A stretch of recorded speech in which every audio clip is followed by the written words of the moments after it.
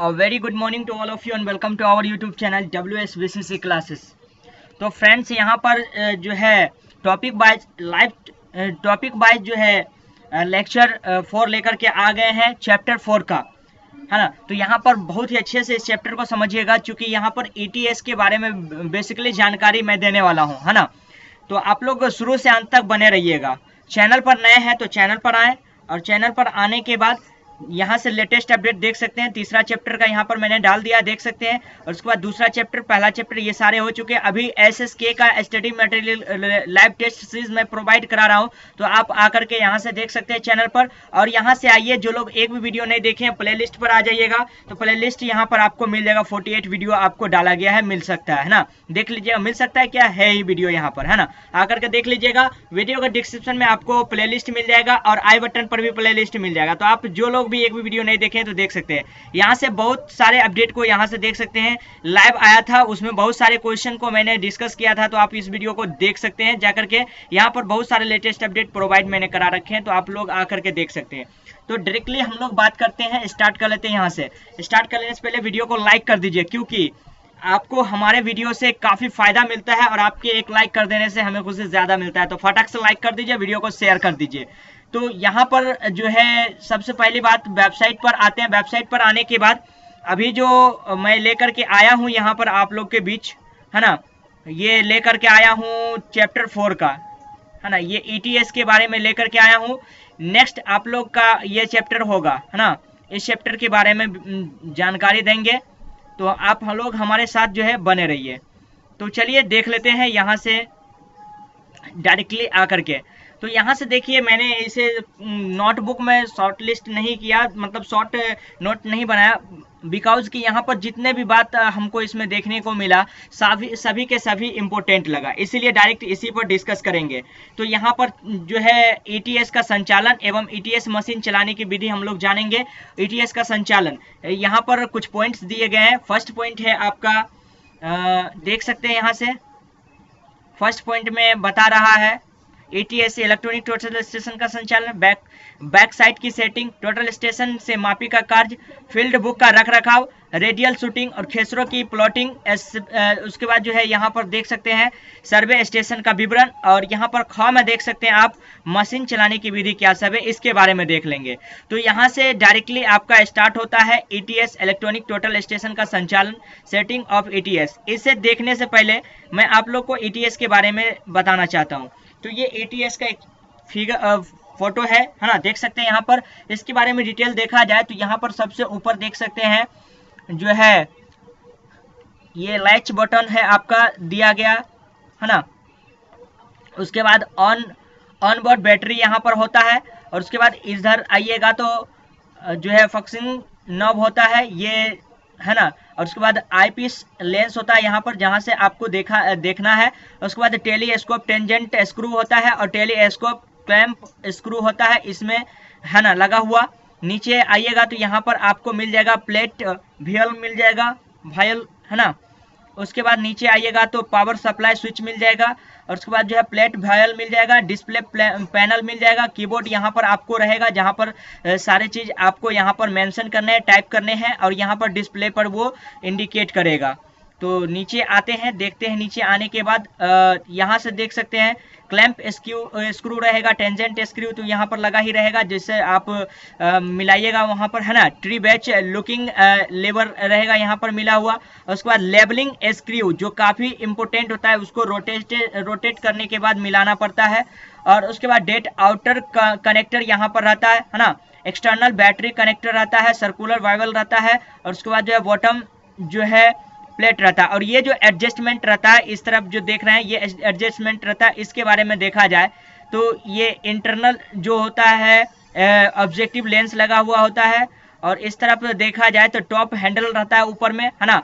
उसके बाद जो है कॉलीमेटर रहता है। सभी के बारे में देखेंगे कैसे क्या है। डेट आउट कनेक्टर रहता है, और उसके बाद ऑप्टिकल प्लेनेट रहता है। उसके बाद लेबलिंग स्क्रू, और उसके बाद बटन प्लेस। और ये जो एडजस्टमेंट में रहता है, तो इस स्टैंड के साथ देखिए एडजस्टमेंट में रहता है, देख सकते हैं यहाँ से, है ना। इमीटर, रिसीवर, और उसके बाद जो टोटल स्टेशन यहाँ पर देखिए रहता है दिया हुआ यहाँ से। रिफ्लेक्टर रहता है यहाँ से, है ना, देख सकते हैं, प्रिज्म जिसको कहते हैं, है ना। तो उसके बाद इस तरह जो है किया जाता है, वर्किंग जो है इस तरह किया जाता है, देख सकते हैं। यहाँ पर सारी चीज आप लोग को देखने को मिल जाएगा, यहाँ से फोटो के माध्यम से आप लोग यहाँ से देख सकते हैं, है ना। इसके बारे में मैंने अभी बताया, लेबलिंग वगैरह सारी चीज आप लोग यहाँ से देख सकते हैं। तो चलिए अब डायरेक्ट आते हैं, देख लेते हैं डिटेल्ड पर, है ना। तो यहाँ से सबसे पहले मैं बताना चाहूँगा कि इलेक्ट्रॉनिक टोटल स्टेशन का संचालन सेटिंग करने के लिए इसको इस तरह सेटिंग किया जाता है, देख सकते हैं। किसी भी एटीएस से नापी के पूर्व निम्न प्रक्रियाओं का अपनाया जाता है, जैसे में कि किसी भी मापी के लिए एटीएस को ऐसे जगह रखा जाता है जहां प्रेक्षक आसानी से सुरक्षित रूप से प्रेक्षण कर सके, उसे बार बार स्थान बदलने की जरूरत नहीं पड़े। तो उसे एक ऐसे जगह रख दिया जाता है जहां से आप सावधानी पूर्वक जो है परीक्षण कर सकते हैं, और उसे हिलाने डुलाने की भी आवश्यकता नहीं होती है ना। हिले डोलेगा तो फिर गड़बड़ हो जाएगा। सर्वेक्षण कार्य हेतु मशीन के केंद्रीय बिंदु यानी कि सेंटर पॉइंट जो होता है ना, की पहचान करनी होती है। इस बिंदु को टेलीस्कोप के अनुप्रस्थ अक्ष और मशीन के ऊर्ध्वाधर अक्ष के कटान के रूप में समझा जाता है। तो मशीन जो लगा रहता है और वर्टिकल जो ये कह सकते हैं टेलीस्कोप जो रहता है उसके वर्टिकल, देखिए मशीन के ऊर्ध्वाधर अक्ष के कटान के रूप में इसे समझा जा सकता है। मशीन का ऊर्ध्वाधर अक्ष ठीक उस बिंदु के ऊपर रखा जाता है जहां प्रेक्षण लिया जाना होता है। तो ये जो है वर्टिकल पॉइंट ऐसे जगह पर रखा जाता है जहां से आप परीक्षण ले रहे हो, मतलब आंख से देख रहे हो जहां से। तो चलिए नेक्स्ट पॉइंट को देखा जाए, है ना। नेक्स्ट पॉइंट आपके स्क्रीन पर है। तो देख सकते हैं यहाँ पर कि तिपाई के पैर को इतना फैलाएं, जो लगा रहता है वो तिपाई नीचे में जो लगाए थे स्टैंड जिसको कहते हैं, इतना फैलाए कि टेलीस्कोप और प्रेक्षण स्क्रीन प्रेक्षक की छाती की ऊंचाई के आसपास हो, ताकि आराम से प्रेक्षण किया जा सके। टेलीस्कोप का लेंस आदि आंख से थोड़ा नीचे हो तो देखने का काम आसानी से किया जा सकता है। अगर वो नीचे होता है तो आसानी से कर सकते हैं। एटीएस को जिस ऊंचाई पर सेट करते हैं उसे तय होता है कि प्रेक्षण कितनी सुविधाजनक ढंग से किया जा सकता है। सर्वेक्षण संबंधी प्रेक्षण के दौरान तिपाई को छूना या हिलाना नहीं चाहिए, इससे एटीएस की सेटिंग बिगड़ने का डर रहता है तथा प्रेक्षण दोषपूर्ण होने का डर रहता है। जब आप उसे एडजस्टमेंट कर दीजिएगा तो एडजस्टमेंट करने के बाद हिलाना डोलाना नहीं है वो तिपाई को, 3 पैर जो लगा रहता है।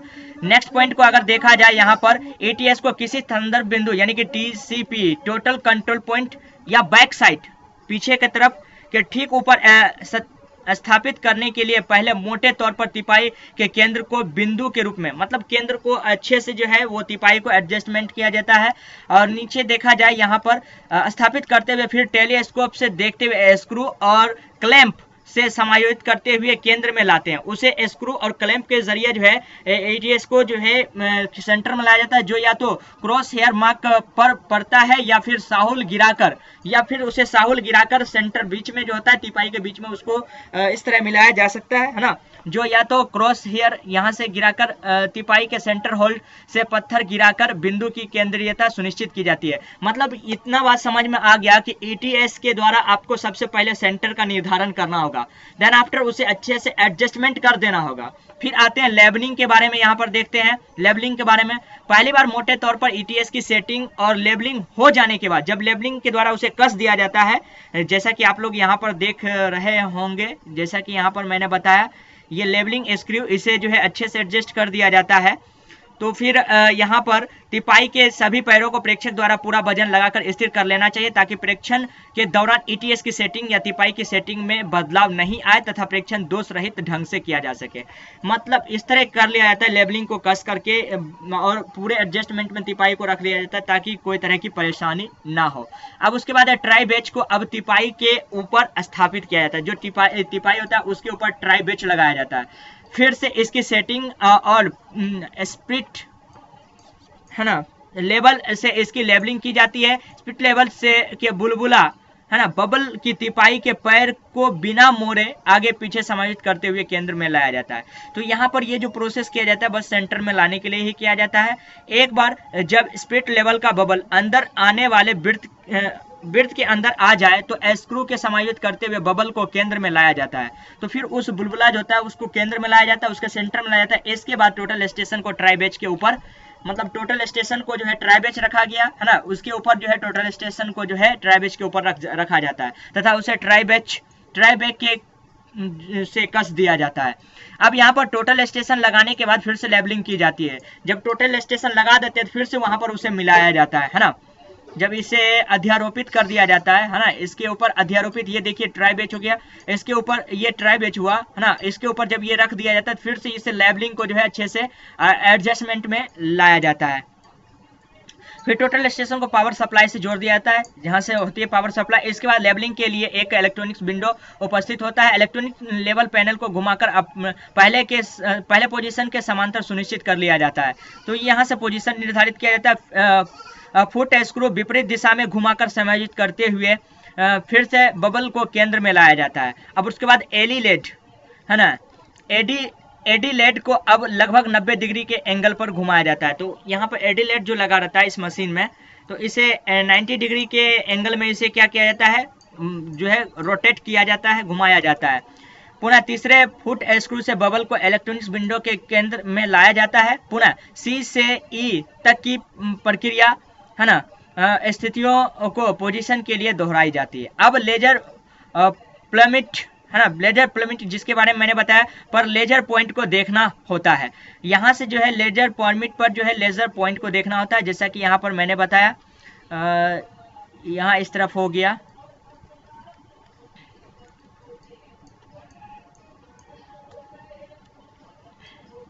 लेजर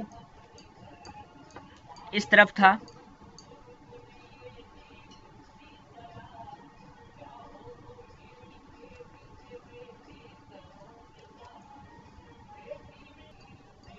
तो यहाँ से आप लोगों ने देखा है ना कि अब लेजर पॉइंट पर लेजर पॉइंट को देखना होता है। फिर उसके बाद ट्राई बेच को ढीला कर जो है टोटल स्टेशन को हल्का सा खिसकाया जाता है, जो कि 1 सेंटीमीटर के दायरे में हो।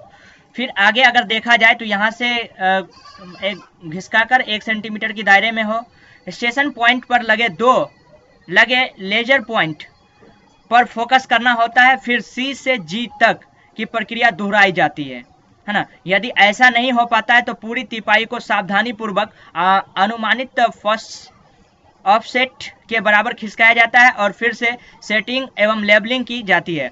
मतलब इसको जो है कंट्रोल पॉइंट के द्वारा, स्टेशन पॉइंट के द्वारा इसे जो है खिसकाया जाता है। अगर वहां पर भी तिपाई अगर अच्छे से एडजस्टमेंट भी नहीं होता है तो फिर इसे जो है फिर से यहाँ पर सेटिंग किया जाता है, लेबलिंग किया जाता है। ट्राई बेच पर टोटल स्टेशन को केंद्र से 1 सेंटीमीटर तक खिसकाया जा सकता है, इसलिए पहले मोटे तौर पर सेटिंग कर ली जाती है। तो एक बात याद रखिएगा, ट्राई बेच पर टोटल स्टेशन को केंद्र से 1 सेंटीमीटर तक खिसकाया जा सकता है ना। उसके बाद 1 सेंटीमीटर के अंदर होना चाहिए। यहाँ ध्यान रखना आवश्यक है कि जिस क्षैतिज वृत्त पर टोटल स्टेशन स्थित रहता है उसके लंबवत जो ऊर्ध्वाधर अक्ष है उसी पर लेजर पॉइंट का फोकस पड़ना चाहिए, है ना, उसी पर फोकस पड़ना चाहिए। यदि टोटल स्टेशन की लेबलिंग नहीं है तो पलमिट है ना, पलमिट लाइन जो होती है प्लम लाइन से एक नहीं हो पाती है। जब एक नहीं हो पाएगी तो फिर मुश्किलें आ जाएगी। अब यहाँ पर कुछ पॉइंट्स दिए गए हैं। टोटल स्टेशन को 180 डिग्री से घुमाने के बाद यदि लेजर पॉइंट स्टेशन से दूर रहा हो तो स्क्रू ढीला कर टोटल स्टेशन को केंद्र की तरफ आधा खिसकाया जा सकता है, खिसकाना चाहिए।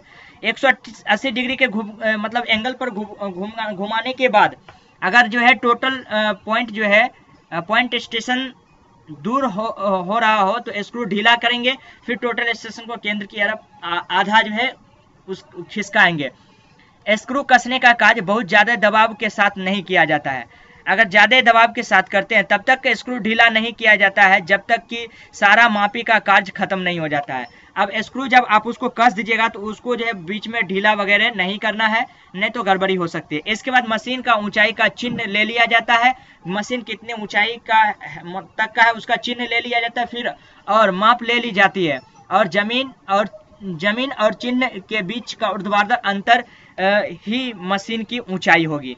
अब यहाँ पर जमीन हुआ, भूमितल हुआ और चिन्ह जो ऊपर लिया गया है उसके बीच का ऊर्ध्वाधर अंतर मशीन की ऊंचाई होगी, है ना। बीच बीच में मशीन के प्लेट की लेबलिंग देखते रहना चाहिए ताकि ऑटोमेटिक करेक्शन के लिए वांछित झुकाव से ज्यादा झुकाव ना हो गया हो।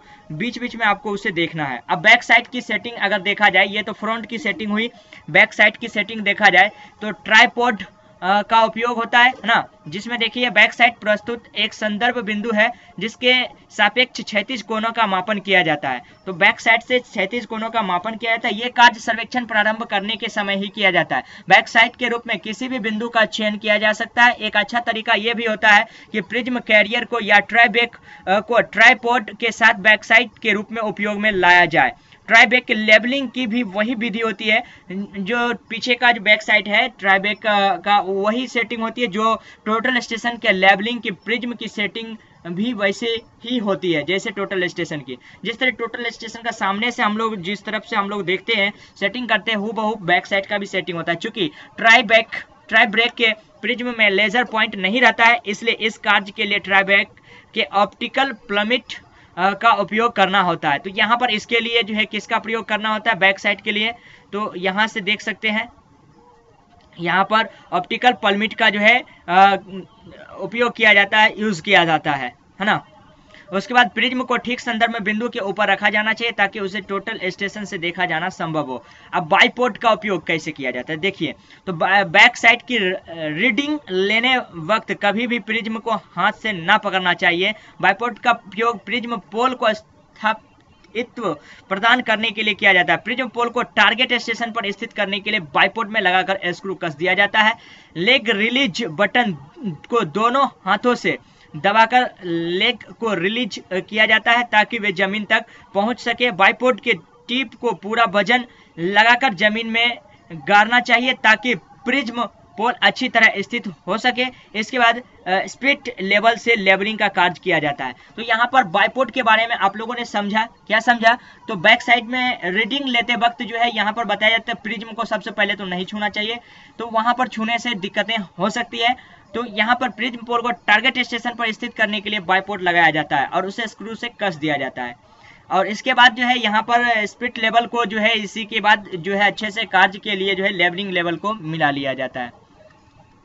टोटल स्टेशन से मापी का कार्य। अब टोटल स्टेशन से मापी का कार्य किस तरह का कैसे होता है उसके बारे में, तो टोटल स्टेशन और बैक साइड की लेबलिंग और सेंटरिंग संपन्न कर लेने के बाद ऐसा समझा जाना चाहिए कि हार्डवेयर सेटिंग का कार्य हो गया है। तो उसमें जो है ऊपर जो होता है हार्डवेयर का काम हो चुका है। इसके बाद सॉफ्टवेयर सेटिंग की बारी आती है। तो सॉफ्टवेयर सेटिंग की बारी आती है तो वो किस तरह होता है, तो देखिए टोटल स्टेशन के सॉफ्टवेयर की सेटिंग अलग अलग कंपनी के मशीन के लिए अलग अलग होती है। मतलब डिफरेंट टाइप की मशीन होती है, डिफरेंट टाइप के कंपनी की डिफरेंट टाइप मशीन होती है।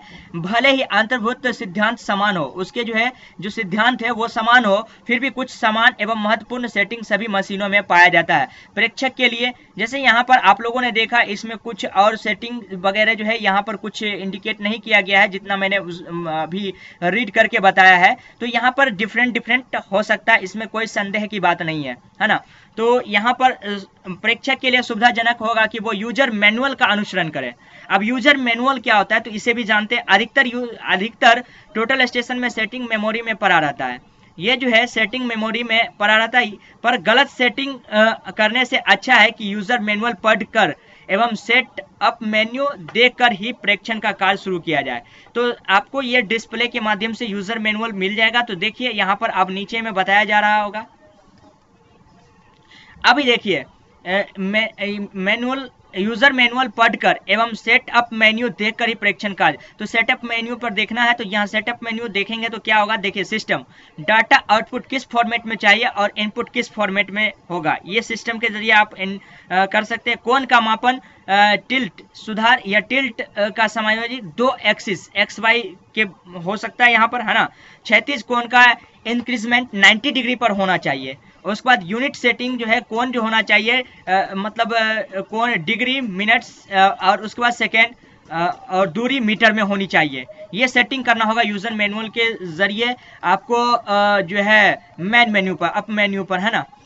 तापमान सेंटीग्रेड में और जो है दबाव जो होना चाहिए LPA में होना चाहिए। अब EDM सेटिंग क्या होता है इसके बारे में जानते हैं, है ना। अब यहाँ पर देखिए DR या IR लेजर में से एक का चयन कर मापी के मोड में RL का उपयोग सावधानी पूर्वक किया जाता है ना। उसके बाद प्रिज्म कॉन्सेंट्रेट के रूप में एक उपयुक्त मान को नियत कर लिया जाता है मशीन के यूजर मैनुअल के अनुसार। जो मशीन का यूजर मैनुअल होता है उसके अनुसार यहाँ पर RL का जो है निर्धारित कर लिया जाता है EDM सेटिंग के दौरान। अब वायुमंडल पैरामीटर के बारे में अगर देखा जाए यहाँ पर, तो डायग्राम के लिए जो है पार्ट पर मिलियन यानी कि ppm का पता यूजर मैनुअल के अनुसार लगा लिया जाता है। तो यहाँ पर बहुत सारा यूजर मैनुअल के द्वारा होगा या फिर टोटल स्टेशन स्वयं HPA और डिग्री सेंटीग्रेड के आधार पर गणना करता है। संचार के बारे में अगर देखा जाए तो टोटल स्टेशन के सभी पैरामीटर और कंप्यूटर या डाटा लॉन्गर के सभी पैरामीटर को डाटा बिट्स जो है पैरिटी दंड इंड मार्क तथा विट्स सभी उपकरणों के लिए यूजर मैनुअल देखा जा सकता है। तो यहाँ पर इसके लिए भी आपको यूजर मैनुअल पर जो है मिल जाएगा, है ना। क्योंकि यहाँ प्रैक्टिकली नहीं करके बता रहे हैं तो दिक्कत होगा थोड़ा सा समझने में। तो आप ये सब अगर अच्छे से दिमाग में लेकर के चलते हैं कहाँ पर क्या होता है, कैसे सेटिंग किया जाता है, तो आप वहाँ पर अच्छे से समझ पाइएगा। और हो सकता है जो वीडियो प्रोवाइड आपको कराया गया है ना यूट्यूब पर विभाग के द्वारा, उसमें अगर दिखाया जाए मशीन के द्वारा तो आप अच्छे से समझ पाए। फील्ड बुक का रख रखाव, अब यहाँ पर फील्ड बुक का रख रखाव कैसे होना चाहिए, तो देखिए सर्वेक्षण कर्मी द्वारा सभी आंकड़ों को कुछ टेक्स्ट के साथ टोटल स्टेशन में सुरक्षित रखा जा सकता है, लेकिन विवरणात्मक सूचनाओं या ग्राफिकल सूचनाओं को फील्ड बुक में ही लिखा जा सकता है। तो जो भी सूचना होगा जो है ग्राफिकल सूचना, उसे फील्ड बुक में आपको लिखना होगा। जैसे में यहाँ पर देख सकते हैं स्थान, दिवस, समय ये लिखना पड़ेगा, सर्वेक्षक का नाम लिखना पड़ेगा, तापमान, वायुमंडलीय दाब, उसका स्टेशन भू निर्देशांक यानी कि यहाँ पर कुछ दिया गया FO, NO और HO, सर्वे स्टेशन के भू निर्देशांक के अनुसार TCP मशीन की ऊंचाई भी लिखना पड़ेगा आपको वहाँ पर। उसमें बैक साइड का कोऑर्डिनेशन लिखना पड़ेगा, है ना। ढाल पर की दूरी, ऊर्ध्वाधर एवं क्षैतिज का कोण का माप, ये सारे चीज आपको GPS के भू निर्देशांक TCP के अनुसार एवं रिफ्लेक्टर की ऊंचाई के अनुसार ये सारे चीज आपको वहां पर लिखने पड़ेंगे। एजीमुथ चिन्ह HZ यानी कि हर्ज में, है ना। टेलीस्कोप से देखने वाले दृश्य का स्केच होना चाहिए, ये भी आपको लिखना पड़ेगा। सर्वे स्टेशन का स्केच मैप तथा जहां की मापी ली गई उसका स्केच मैप भी वहां पर होगा, डालना होगा। किए गए मापी का विवरण, पॉइंट का ID, है ना। ऑब्जेक्ट रिफ्लेक्टर की ऊंचाई, इस प्रक्रिया को अलग अलग ऑब्जेक्ट या अलग अलग बिंदु के लिए जिसकी मापी ली जानी है के लिए दोहराया जाना चाहिए। प्रत्येक मापी में अलग अगर बदलाव आता है तो उसे भी टोटल स्टेशन में इनपुट के रूप में डाला जाना चाहिए। अब बैक साइड का कोऑर्डिनेट का अंत में फिर से एक बार मापन किया जाता है। अब रेडियल शूटिंग जो होता है उसके बारे में देखा जाए तो किसी एक सर्वे स्टेशन, है ना, से जहां तक दिखाई देता है उसमें कई सारे बिंदुओं का मापन संभव होता है। इसी विधि को रेडियल शूटिंग कहा जाता है। मतलब एक सर्वे स्टेशन से आप जहां तक देखते हैं तो उसमें बहुत सारे पॉइंट्स मिलते हैं, उसी पॉइंट को जो है इस विधि को क्या कहा जाता है, मापन को जो है रेडियल शूटिंग कहा जाता है। तो यहाँ से आप लोगों ने इसके बारे में देखा कि रेडियल शूटिंग क्या होती है। अब कहता है ऑब्जेक्ट जिसकी मापी की जानी है उसे बिंदुओं के रूप में चिन्हित और वर्गीकृत किया जाता है। बिंदुओं के समूह को किसी एक दृश्य रेखा पर क्रमिक रूप से मापना चाहिए। इससे बिंदु के प्लॉटिंग की सुविधा बनी रहती है। पहले बिंदु और अंतिम बिंदु का ID अनिवार्य रूप से अलग अलग होना चाहिए। बिंदुओं को यदि छोटे छोटे अंतराल पर लेकर मापी का काम किया जाता है तो ज्यादा शुद्ध आकृति का निर्माण हो पाता है। तो इसके जरिए यहाँ पर पॉइंट को ले लेकर के जो है आपको जो है आकृति का निर्धारण किया जाता है। फिर उसके बाद यहाँ पर आता है ऑब्जेक्ट के द्वारा जो है खेसरे की प्लॉटिंग होती है। तो खेसरे की प्लॉटिंग फील्ड में ही की जाती है। उस फील्ड में सबसे पहले यहाँ पर बताया जाता है, इस विधि का अलग अलग मशीनों के लिए थोड़ी अलग अलग हो सकती है, अलग अलग मशीन में अलग अलग होती है। जो है पार्सल के प्लॉटिंग का काम फील्ड में या लैब में दोनों जगह किया जाता है तथा मैनुअल या ऑटोमेटिक दोनों तरह से हो सकता है ना। मैनुअल भी कर सकते हैं, ऑटोमेटिक भी कर सकते हैं। मापे गए बिंदुओं को हाथ से मिलाकर भी पार्सल तैयार किया जा सकता है, हाथ से भी कर सकते हैं, या ऑटोमेटिक मिलान से भी खेसरा बनाया जा सकता है ना। खेसरा बनाया जा सकता है, बट उसके लिए जो सॉफ्टवेयर पर निर्भर करता है, आपके सॉफ्टवेयर पर निर्भर करता है। ऑटोमेटिक मिलान के लिए फील्ड में लिए गए बिंदुओं के प्रेक्षण की सही कोडिंग की आवश्यकता होती है। ऑटोमेटिक मिलान के लिए जो है कोडिंग की आवश्यकता होगी। अब सर्वे स्टेशन का विवरण अगर देखा जाए कोड्स के रूप में तो यहाँ देखिए AMF, प्रत्येक सर्वे स्टेशन या मापी के बिंदु के लिए किए जा रहे सर्वेक्षण के संदर्भ में पूरा विवरण रक्षित, है ना, कर लिया जाए। उस बिंदु से संबंधित अन्य जानकारी यानी कि एट्रीब्यूट डाटा जिसको कहा जाता है एवं आंकड़े का ID, है ना, को सुरक्षित कर लिया जाएगा। ये कार्य नापी करने वाले व्यक्ति द्वारा किया जाएगा, जो नापी कर रहे हैं उसके द्वारा ये कार्य किया जाएगा। जब कभी वन विभाग या वन विभाग को दी गई भूमि सर्वेक्षण के अंतर्गत आ रहा हो या किसी सरकारी विभाग या सामुदायिक भूमि का सर्वेक्षण हो रहा हो तो संबंधित अधिकारी का सहयोग प्रासंगिक खेसरे के सीमा निर्धारण लिया जाना चाहिए। अब सर्वेक्षण दल का दायित्व है कि यदि कोई जो है टीला या रीज है तथा वो खेसरों की असली सीमा नहीं है तो उसे खेसरे की सीमा में नहीं शामिल किया जाए। अगर नहीं है तो नहीं शामिल किया जाए। और उसके बाद ऐसी स्थिति में जहां सामूहिक या सहकारी खेती हो रही हो और सीमाओं को अंकित नहीं किया गया है तो वैसे क्षेत्रों में खेसरों के सीमांकन का कार्य पहले जमीन पर कर लिया जाना चाहिए, तभी खेसरे सीमांकन हेतु बिंदुओं के मापी का कार्य जो है किया जाना चाहिए। तो सबसे पहले खेसरा अब खेसरा बार बार हो रहा है तो भूखंड जो होता है ना उसका टुकड़ा जो होता है उसी को खेसरा कहा जाता है। इस बात को दिमाग में रखें। इस कार्य में संबंधित मालिकों राजस्व अभिलेखों के साथ ही प्रासंगिक राजस्व अधिनियमों का संदर्भ में लिया जाना चाहिए। प्रत्येक खेसरे के एक आईडी होनी चाहिए, जो प्रत्येक अलग अलग खेसरे का अलग अलग आईडी होना चाहिए, जिसके मालिक या उपभोक्ता के साथ साझा किया जाना चाहिए ताकि उस खेसरे से संबंधित सभी एट्रीब्यूट डाटा यानी कि सहायक आंकड़े, भौतिक विवरणी आदि की लिंकिंग की जा सके। जो भी भूमि के मालिक या उपभोगकर्ता खेसरे की सीमा तिमोरा या 3 सीमाने पर पत्थर लगाना चाहते हैं तो उन्हें खेसरे के कटान बिंदु की जानकारी दी जाएगी तथा सहयोग किया जाएगा।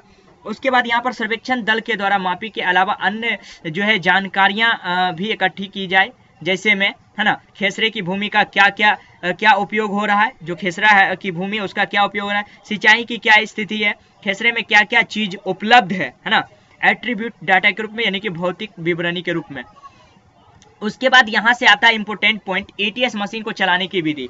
तो यहाँ पर एटीएस मशीन को चलाने की विधि इस प्रकार समझ सकते हैं, है ना। टीएस टोटल स्टेशन को चलाने की विधि समझिए।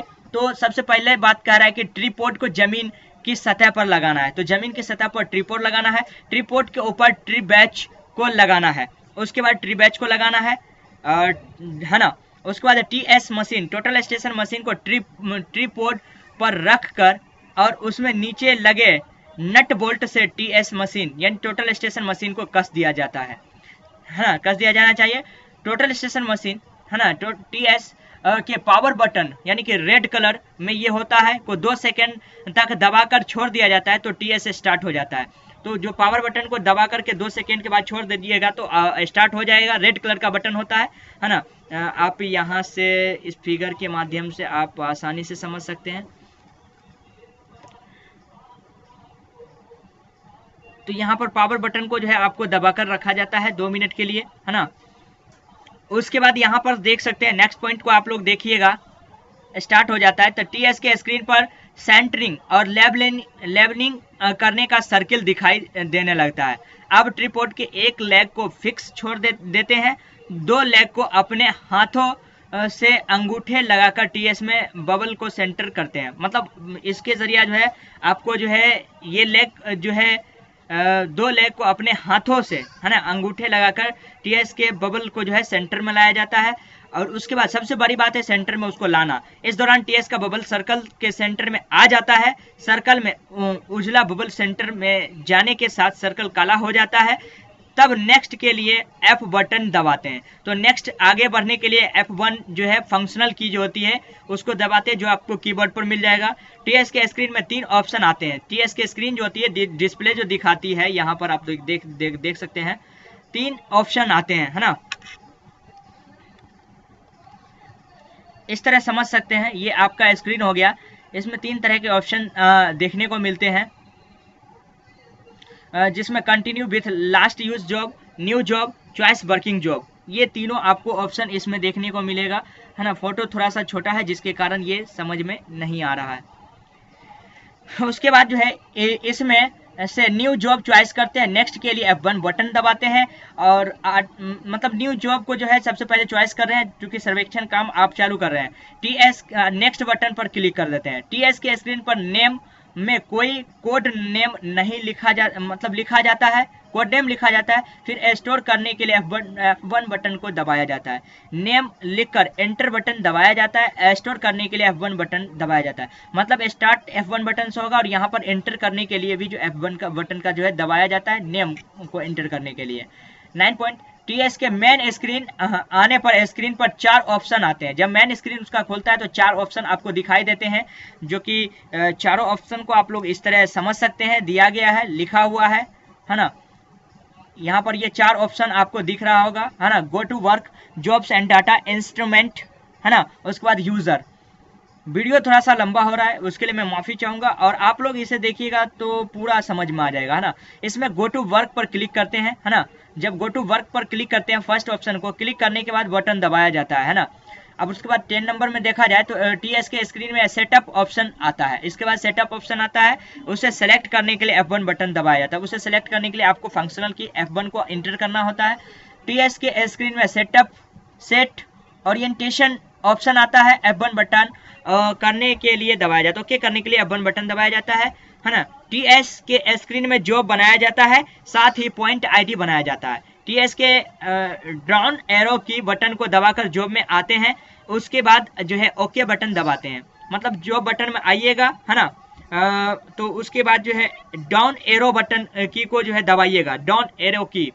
उसके बाद जो है आप जॉब में आइएगा, है ना, तो ओके बटन दबाते ही न्यू जॉब के लिए F2 बटन दबाते हैं। न्यू जॉब जैसे आपको ओपन करना है तो उसके लिए F2 बटन दबाइएगा तो यहाँ पर ऑप्शन इस तरह दिखेगा, नेम, डिस्क्रिप्शन, क्रिएटर, डिवाइस, ये सारे चीज आपको वहां पर देखने को मिलेगा। नया जॉब का नाम इंटरनल मेमोरी लिखते हैं, है ना। उसके बाद ओके करने के लिए F1 बटन दबाते हैं, जॉब का नाम आ जाता है। पॉइंट आईडी के लिए फिर ओके बटन दबाते हैं। सेलेक्ट करने के लिए उसे टच करते हैं हाथ से या स्टिक से, है ना। स्टिक से भी कर सकते हैं, हाथ से भी कर सकते हैं। नया पॉइंट आईडी का नाम लिखने के लिए F2 बटन दबाते हैं। पॉइंट आईडी आपको लिखना है तो उसके लिए F2 बटन दबाइएगा। नया पॉइंट आईडी का नाम लिख देते हैं, है ना। पॉइंट आईडी, है ना, पॉइंट आईडी, उसके बाद स्टिंग, नॉर्थिंग, एलिवेशन, ये सारे चीज आपको वहां पर लिखने पड़ते हैं।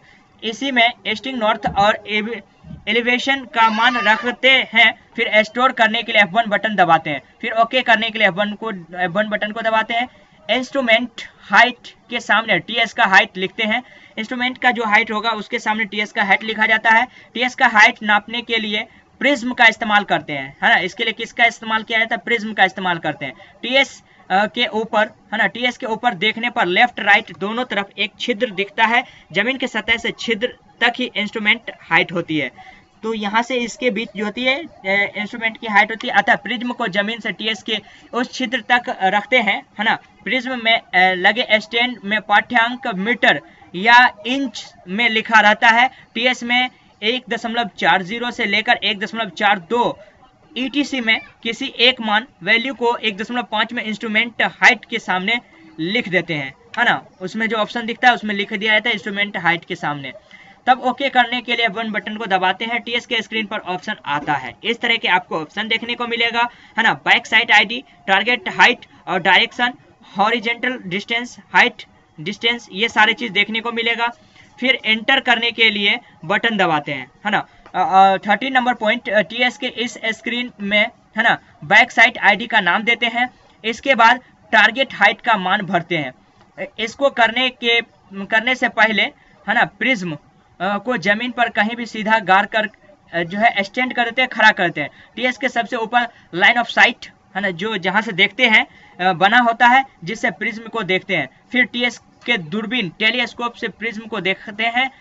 टीएस में 2 नॉब बाईं और दाईं, लेफ्ट एंड राइट तरफ होती है, जिसे घुमाकर प्रिज्म और टेलीस्कोप के सेंटर को एक दूसरे के ऊपर सेट करते हैं। यह काम दूरबीन से प्रिज्म को देखते हुए किया जाता है। तब F1 और F2 बटन से टीएस को सेट और डिस्ट करते हैं। टीएस मशीन डिस्ट करने पर दूरी डिस्टेंस बताता है और सेट करने पर मैसेज देता है ना। अब यहाँ पर जो है मैसेज है, station and orientation has been set. ये मैसेज आपको आएगा दोनों जब सेट हो जाएगा। ओके के लिए F4 बटन दबाइएगा। उसके बाद F4 बटन दबाया जाता है। दबाते ही टीएस में मैन स्क्रीन पर चले आते हैं, जहां go to work, job and data, instrument, user रहता है। ये सारी चीज मैन स्क्रीन पर आ जाएगा।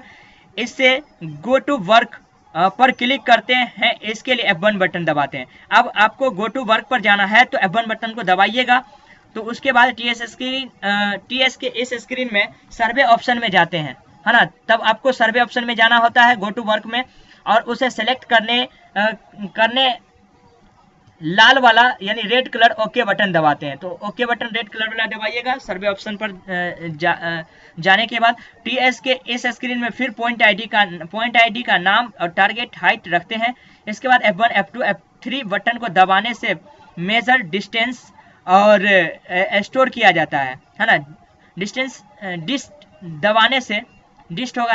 दबाने से उस पॉइंट तक दूरी डिस्टेंस मालूम होती है। मेजर दबाने से दूरी उस पॉइंट आईडी के साथ सुरक्षित हो जाता है। स्टोर दबाने से डिस्ट और मेजर दोनों का काम हो जाता है। तो यहाँ से कौन कौन बटन दबाइएगा क्या हो जाता है, तो यहाँ से आपको समझ में आ गया, है ना। टीएस एक हल्का आवाज में मैसेज देता है। टीएस जो है ना पॉइंट स्टोरेज, और वहां से सारे पॉइंट स्टोरेज हो जाते हैं। टीएस के इस स्क्रीन पर स्टेप 15 है ना वाला रूल फॉलो हो जाता है, और टीएस के इसी तरह के स्क्रीन पर किसी भी प्लॉट के हर मेयर पर जाकर पॉइंट आईडी का नाम देते हैं और उसकी दूसरी स्टोर कर लेते हैं। और फिर यहाँ से अब लिए गए पॉइंट को प्लॉट का रकबा निकालने के लिए फंक्शनल की F8 दबाते हैं, है ना। टीएस के इस स्क्रीन पर लिए गए जो है पॉइंट दिखाते हैं। फिर नेक्स्ट टीएस के इस स्क्रीन पर points, lines, area, image, scan, map दिखाता है। एरिया वाले टैब पर क्लिक करते हैं, है ना। नया एरिया बनाने के लिए फंक्शनल की F2 दबाते हैं। अब नया एरिया बनाना होगा तो F2 दबाएंगे। जो स्क्रीन आता है उसमें एरिया आईडी का नाम आता है ना। अपने इच्छानुसार एरिया आईडी का नेम बदल सकते हैं। इस एरिया को सेव करने के लिए F1 बटन दबाते हैं। F1 बटन दबाते ही पुनः उसी स्क्रीन पर वापस लौट आते हैं। इस एरिया में अब पॉइंट को ऐड करते हैं। ऐड करने के लिए एरिया टैब पर ही रहते हैं, एरिया टैब से बाहर नहीं जाना, एरिया टैब पर ही रहना।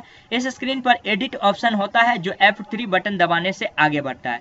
तो एडिट बटन ऑप्शन पर जाने के लिए आपको F3 बटन दबाना होगा। F3 दबाते ही टीएस का स्क्रीन बदल जाता है। इसमें 4 टैब होते हैं, general, points, code, image and tab. अब यहाँ पर जो है पॉइंट्स पर जो है आप जाइएगा, पॉइंट टैब को दबाते ही जिसमें सभी लिए गए बिंदु ऐड करना पड़ता है। इसमें F2 बटन पॉइंट को ऐड करने के लिए दबाते हैं। बार बार ऐड बटन दबाकर, यानी कि ऐड बटन दबाकर F2 बटन दबाकर सभी पॉइंट्स जोड़ लेते हैं। अब पॉइंट को स्टोर करने के लिए F1 बटन दबाते हैं। पुनः उसी स्क्रीन पर टोटल स्टेशन मशीन चला आता है, जहां point, line, area, image, scan, map, tab रहता है। F5 बटन दबाकर उसे प्लॉट का एरिया और परिमीटर जो परिमिति होती है देखा जा सकता है। दूसरी विधि में यहाँ पर एकदम आसान सा बताया गया है कि किसी प्लॉट पर का एक मेयर से दूसरे मेयर तक की दूरी जानने के लिए बैक ऑप्शन दबाकर टीएस के मेन स्क्रीन पर आते हैं। मेन स्क्रीन पर आ जाना होगा। उसमें एक ऑप्शन होता है कोगो को सेलेक्ट कर F1 बटन दबाते हैं। कोगो को सेलेक्ट करिएगा, F1 पर जाइएगा, क्लिक कीजिएगा। जैसे ही क्लिक कीजिएगा स्क्रीन पर इन्वर्स ऑप्शन होता है, उसे सेलेक्ट कर F1 बटन दबाते हैं। इस स्क्रीन पर पॉइंट टू पॉइंट ऑप्शन जो है चुनते हैं, इसके लिए F1 बटन दबाते हैं। इस स्क्रीन पर फ्रॉम टू ऑप्शन जो है होता है, हम उस पर, है ना, हम उस बिंदु को चुनते हैं जहां से दूरी लेना होता है। फ्रॉम से टू में उस बिंदु को चुनते हैं जहां तक की दूरी लेना है। अब लास्टली यहाँ पर टोटल स्टेशन के मेन स्क्रीन पर यूजर में जाते हैं। उसमें अंदर क्लिक करने पर सिस्टम सेटिंग पर क्लिक करते हैं। फिर रीजनल सेटिंग पर क्लिक करते हैं। इस स्क्रीन पर डिस्टेंस टैब आता है, जिसमें डिस्टेंस ऑप्शन के सामने यूनिट दिया हुआ है, जिसमें कुछ यूनिट मीटर में और फीट में, इंच में, उस फीट में, है ना, इंच, किलोमीटर, माइल इत्यादि रहता है। इसमें से किसी एक यूनिट को चुनकर F1 बटन दबाते हैं। उसके बाद बैक बटन से मेन स्क्रीन पर चले आते हैं। तो इस तरह जो है आप ATS का उपयोग कर सकते हैं, ATS के बारे में जान सकते हैं। फिर से लास्टली हो सकता है अभी आपको जितनी भी बात मैंने बताया है आप लोगों ने सुना, और यहाँ पर डायरेक्ट एक तरह से कहिए तो आप लोगों ने पढ़ लिया है ना। और ये तब समझ में आएगा जब आप मशीन को जो है यूज़ कीजिएगा, तो वहाँ पर इस वीडियो को याद कीजिएगा कि सर ऐसे ऐसे बताए थे और अभी यहाँ पर ऐसा यूज़ हो रहा है। तो फाइनली इस वीडियो में इतना है। वीडियो काफ़ी लंबा हो गया, इसके लिए माफ़ी चाहेंगे, बट उम्मीद करेंगे कि जानकारी पूरा आप लोग को मिल गया होगा। तो मिलते हैं नेक्स्ट वीडियो में कोई न्यू अपडेट के साथ। तब तक के लिए bye, take care and bye bye. अपना ख्याल रखें और अपने परिवार का ख्याल रखें। वीडियो को ज़्यादा से ज़्यादा शेयर करें। वीडियो आपको अच्छा लगा है तो लाइक भी कर लें। चैनल पर नया है तो चैनल को सब्सक्राइब कर लें। मिलते हैं नेक्स्ट वीडियो में न्यू अपडेट के साथ। तब तक के लिए bye, take care and bye bye.